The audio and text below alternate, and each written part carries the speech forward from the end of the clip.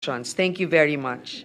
To our three Mindanao champions, Bato, Bong, and Robin, thank you for fiercely advocating for Mindanao's people and their concerns.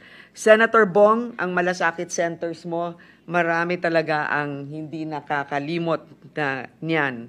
Senator Robin, alam namin, hindi ka palang senador, marami ka nang natutulungan at patuloy ang iyong pagtulong at hindi mo rin nakakalimutan ang mga kapatid mo sa industriya ng pelikulang Pilipino. Hindi man palaging nagkakatugma ang ating pananaw, pero alam nila, pinaglalaban mo sa iyong pananaw ang tama para sa ating mga kasama sa industriya. Senator Bato de la Rosa, isa sa pinaka matapang na alam ko talagang ipaglalaban kung anong kanyang paniniwala. Kasama ko sa lounge, pinakamasayang kasama sa lounge.